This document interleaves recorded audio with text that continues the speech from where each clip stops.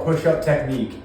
First, starting off, we want to establish a strong plank hold position, or our push-up plank position.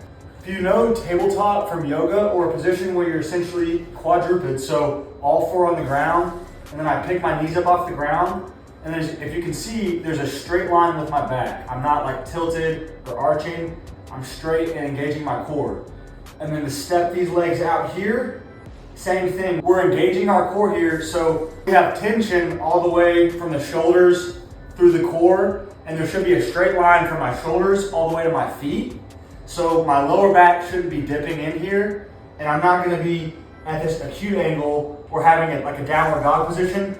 So to avoid these things and help engage the core, we tuck our hips under and squeeze our glutes, tuck the chest down, and then when we lower, we'll control our weight, and our elbows and arms are gonna go out to about a 45-degree angle. Control the weight down. You can touch the floor, but don't fully release the tension, and then pushing your weight back up. To again, keep the core engaged, we'll tuck our belly button into our spine, squeeze the glutes, and then keep that straight line. Control going down, explode going up. So what's really important with the push-up is the core engagement. If you do these right, it will be a great upper body strength workout for your triceps. Your biceps will work synergistically to support your weight through this movement, and your core will really be on fire. And then even to help out with a lot of dispersing some of the load of the movement is engaging your glutes, and that's gonna help your lower back from dipping in and having that awkward angle.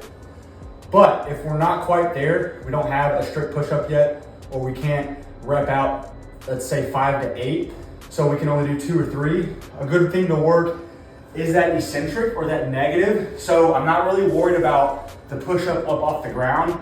I'm more concerned with the controlled weight going down. So we'll get into our strong plank hold position, and then we're focused on this negative or this eccentric, the controlled weight going down. So 1, 2, 3, 4, 5, rest.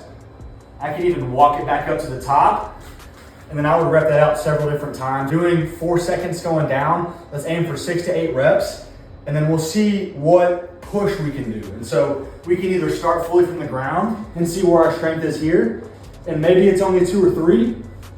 That's okay. We want to try to activate the core and the glutes, but it's a little harder when we're not starting from that plank hold position. Another regression or a building block to start from, if you don't have the strict push-up yet, or we're not controlling that negative very well, is we can also go up onto a knee push-up position. So we just have our toes touching the ground, knees touching the ground. We're not really bouncing as much through the core. So still having the hands underneath the body, it kind of right outside of the shoulder width. The elbows will still bend out at that same 45-degree angle or so. So control the weight going down and pushing up. You can even move this to one leg. It's gonna be a little bit more core engagement, so a little tougher for balance. That's a great way to build up. And you can go to a straight leg. And then a way to progress as we keep going is maybe we just lengthen this knee out a little bit further so it becomes a little bit harder. You can see there's a lot of ways to build our strength in that strict push-up form. Stick to the core engagement, keeping that straight line from the feet to the back, and you'll really help develop your strength and form in this position. And this is really an irreplaceable exercise in terms of some of our calisthenics, where we can really control our body weight and engage our core very well. And this exercise really teaches you how to do that.